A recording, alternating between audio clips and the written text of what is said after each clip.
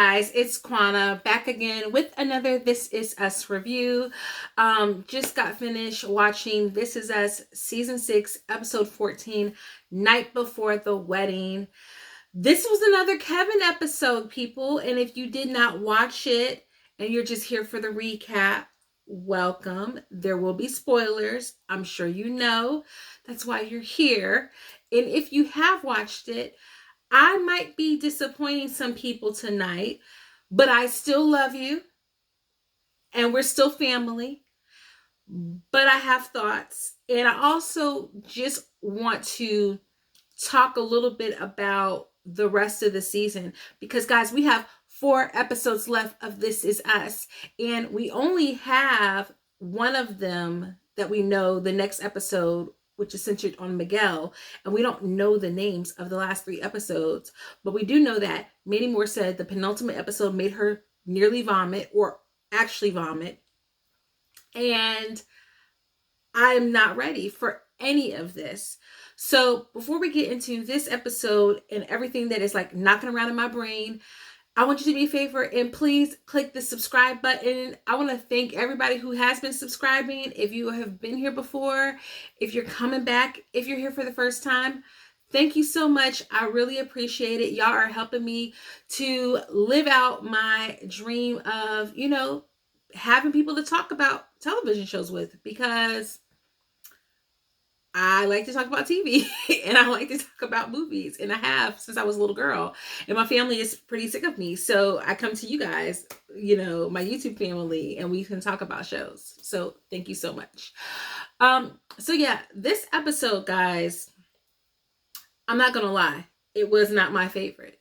It was cute for what it was, but if you watched my last week's review, recap of that, I said that I thought that in that flash forward that we've been seeing since like season 1, season 2, that in Rebecca's, deathbed scene, that Kevin was going to be solo, that the ring was going to be, just Jack's ring, or just an homage to his relationship with Jack, and he wasn't going to be married. And it was just because Rebecca's dementia or Alzheimer's had led her to being deep kind of and constantly believing that Kevin was Jack. And so that's why he was wearing it.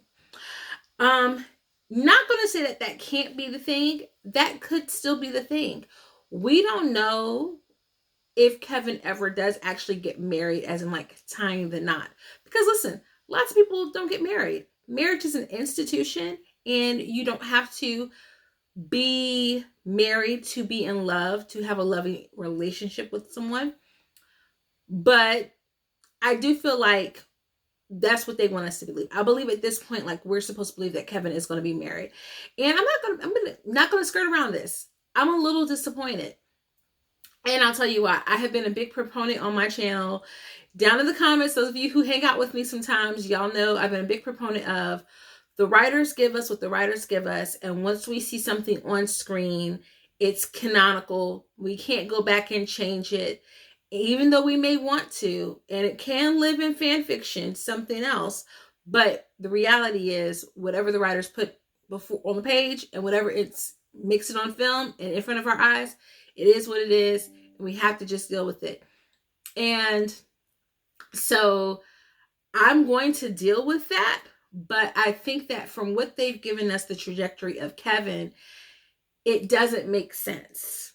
And here's why. Just quick recap, right? We've known Kevin since a little boy, constantly needing love, constantly needing attention, constantly feeling more like the middle child and not the oldest brother, constantly having to vie for his parents' attention, constantly feeling like he was living in the shadow of Jack, who was like all around MVP, dad and husband of the millennia, and always wanting and chasing that relationship. And when we're introduced to early Kevin, and before we really even go dive deep into the backstory of like he and Sophie, like in the early episodes of season 1, we just kind of meet Kevin, who's just fumbling through life and now has gotten to a place where he's middle age. Scratch that. We're not going to do that. I'm not going to do that. Stop that. I'm not going to be calling a 36-year-old Kevin Pearson middle age, because I am a whole behind almost 40 years old. And if he is middle aged at 36, what am I? We're not going to do that over here. But he makes it to his 30s and he feels like he hasn't accomplished what he wants to accomplish in life. And everything that he really sets his mind to is in his career. Once he reconnects with Sophie, and we kind of get the Sophie and Kevin backstory, and we find out that like he had basically just neglected her, and we didn't even really get the fullness of what happened with them really until this season, that their relationship fell apart more because of his immaturity. And Kevin was immature. At 36, he was still immature. I mean, we saw him about to have a threesome with 2 little girls in bathing suits in their 20s on his birthday. So definitely, yes, he was immature. Through this show, it's been about him maturing, first as an actor, as a man who wanted to engage in committed monogamous relationships, i.e. Zoe. We haven't forgot you, girl. And Kevin had real feelings for Zoe. I mean, come on. He was willing to learn about a bonnet and willing to go out and do what he needed to do to help old girl protect her hair. Like, there was a real relationship there. But ultimately, the next phase of his life was Kevin wanting kids. And he ends up having a one-night stand with Madison. You all know the story. And she ends up with twins. And we get the infamous line that I said from last week's episode, or from the promo, which was from season 4, when Madison, or season 5, season 4, it all blends in. God, it's COVID brain. Okay. When he basically says, my kid will be the love of my life. And then Madison says, kids, it's 2. We having twins. And going back to that episode was really what made me believe that Kevin was going to end up being solo. So to get this episode, and I'm rambling a little bit, y'all forgive me, okay?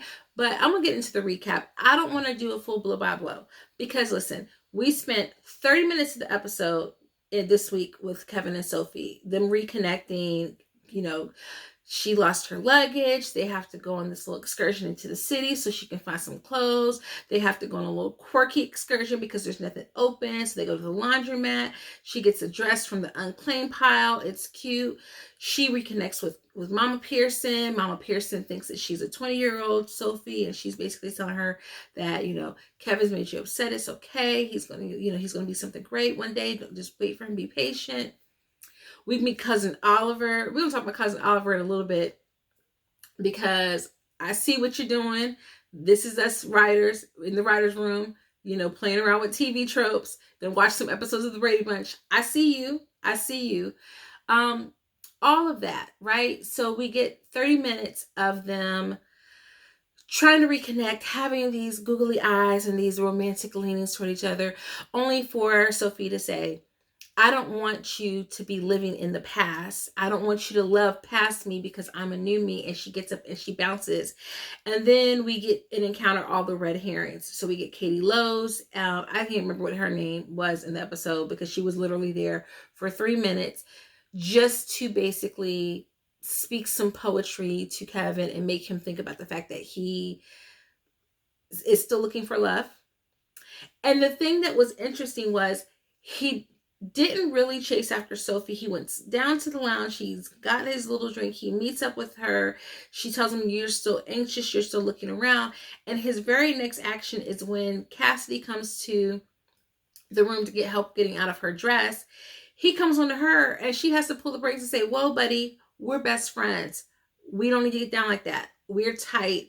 We don't want to ruin our friendship. I have so much respect for them doing that with her character, especially because since they were teasing that he might choose her, which I thought was not even a thing anyway, because it felt very solidly like from the episode earlier in the season where we had our Kevin episode, she was solidly committed to being his friend.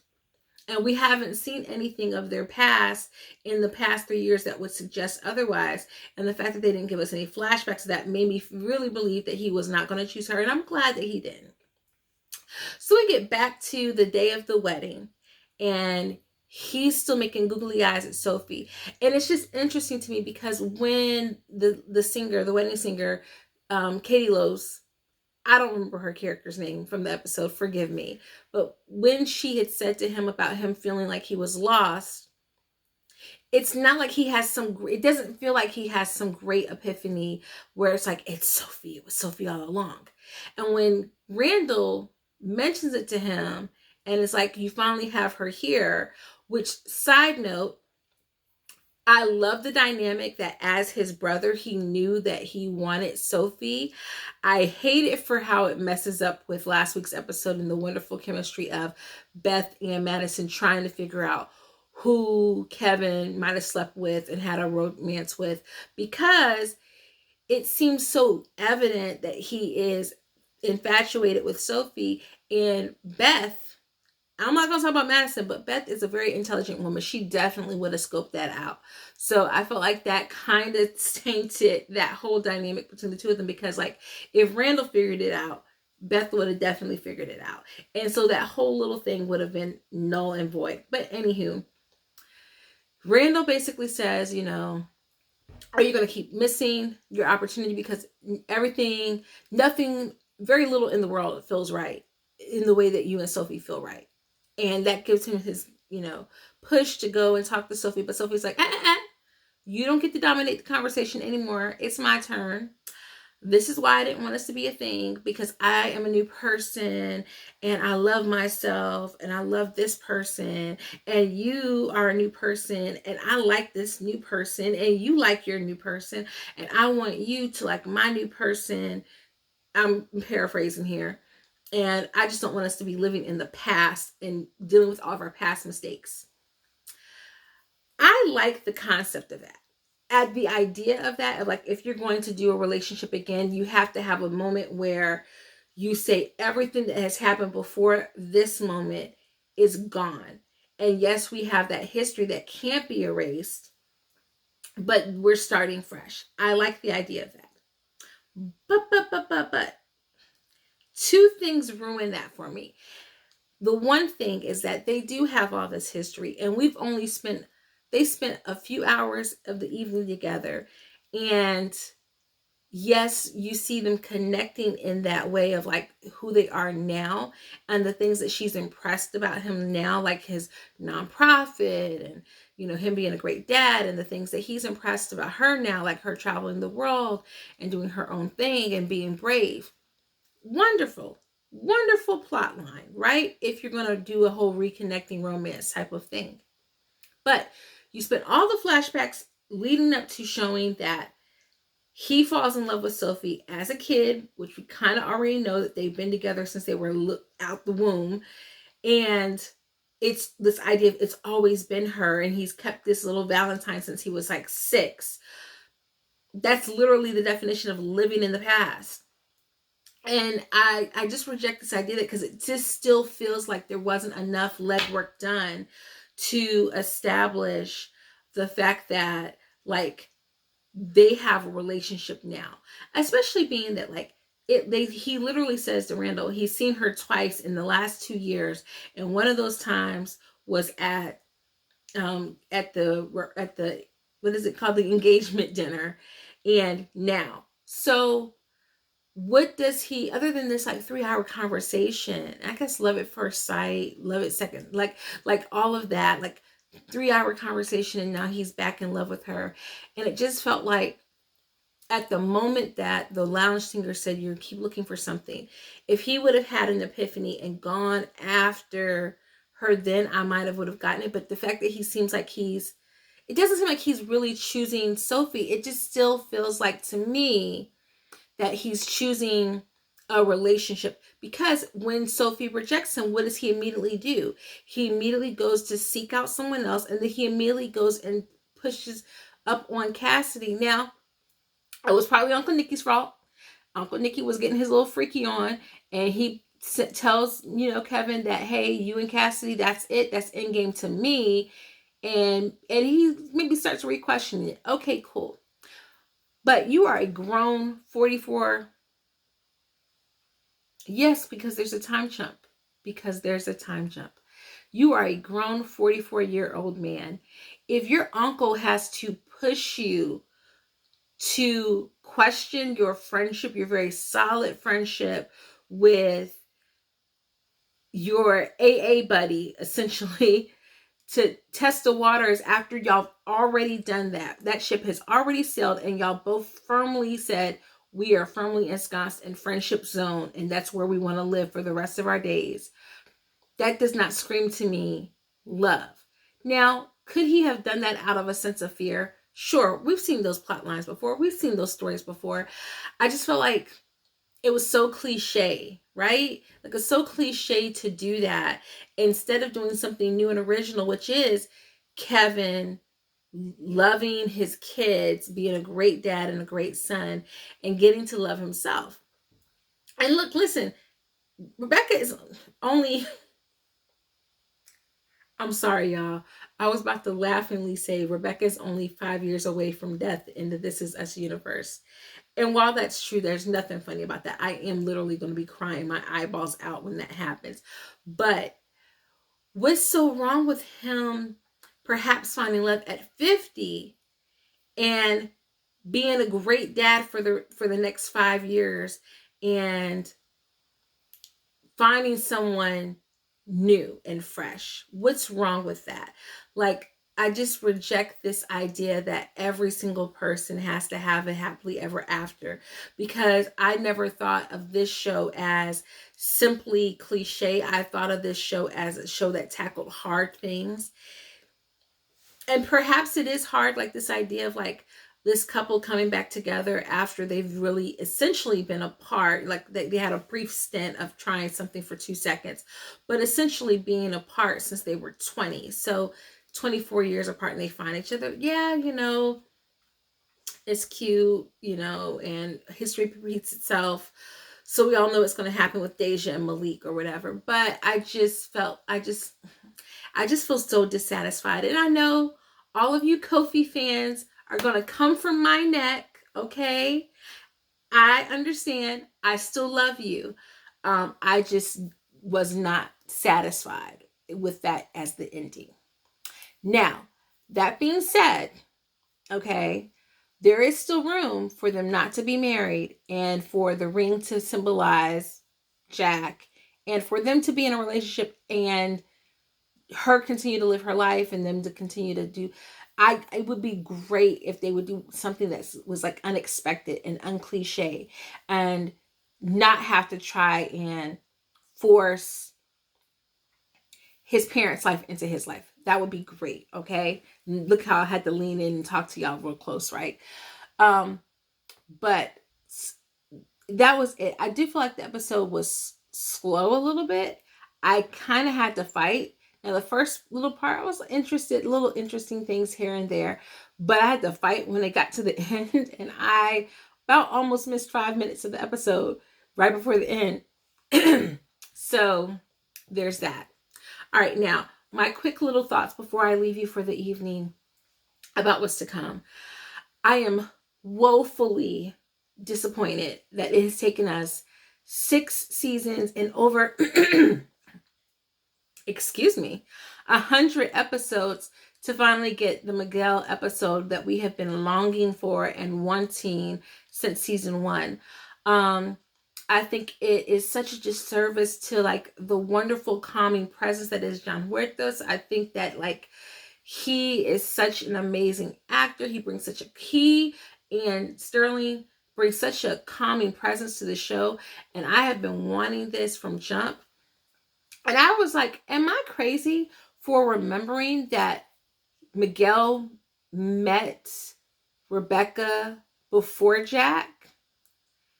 Like, am I crazy? Am I misremembering that? Somebody let me know in the comments if I'm misremembering that. But I'm so looking forward to next week's episode. I anticipate that I am going to be red-eyed because we all know that they're teasing the idea that perhaps Miguel is going to be dead in that flash forward, that he's not going to make it to see Rebecca go.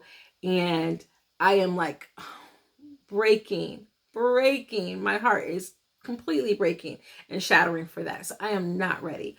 The idea that we don't have the last 3 episodes, you know, I definitely think I've been saying this, that I think that Rebecca will die perhaps either in the second to last episode or in the very beginning of the final episode, and then the final episode, the bulk of it, or at least a good 15 minutes of like montage of like the grown-up kids or the older kids and what everybody's doing with their lives, and like a harmonious family sequence and things like that. I don't know what that third episode could possibly be. We've wrapped up everybody's storyline. Kate is married. Kevin has Sophie. Randall and Beth are solid as a rock. Doom, doom, doom, doom, doom. So I have to throw a little Ashford and Simpson, you know, Randall and Beth, R&B. I have to throw that at y'all for real quick. So I really don't know what this third episode is going to give us.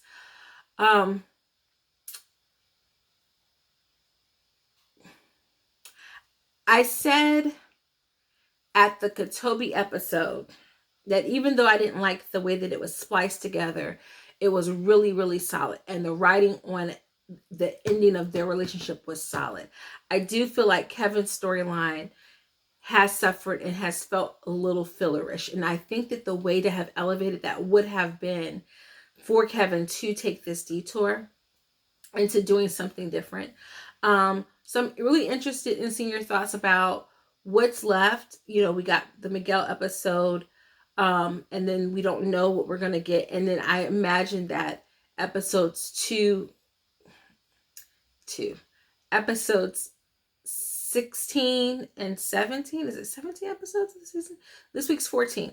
15, 16, 17, 18. Episodes 17 and 18 will give us basically like wrapping up the family and things of that nature. So it'll be interesting to see what they give us for the episode following Miguel. But, you know, okay, here we are, guys, at the end of the video. And just let me know in the comments, who were you voting for Kevin to end up with? Were you happy? Were you team Kofi?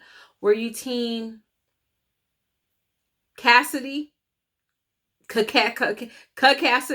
I don't know. Whatever they call themselves. Were you the wedding singer? You know, were you like me? Were you hoping that we were just going to get like a mature solo, you know, single Kevin?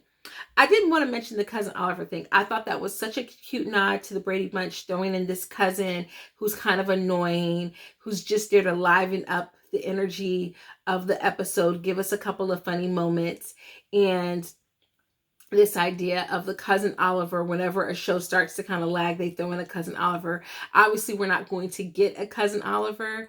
The closest to a cousin Oliver that we've kind of gotten, I think that's, in one sense, there have been a couple of cousin Olivers in the show, but they weren't annoying additions to the show. And I guess that would be Uncle Nicky and Deja, is like the additions to the family that liven things up, but in good ways. So I thought that was just a little cute little nod here at the end of the show. I don't know if I was gonna rate the episode, I would maybe give it like a 7.5, 8 out of 10. It was okay. It was cute for what it was, but I'm ready for some meat and potatoes. I don't want to use the word filler, but I'm just ready for it to, you know, some emotions, some movement, something. So, you know, just let's chatter down below in the comments, and I'll see you guys next week. Okay, please come back. Before you go, hit that like button. You know you want to hit that subscribe, and I'll see you guys next week. Toodles.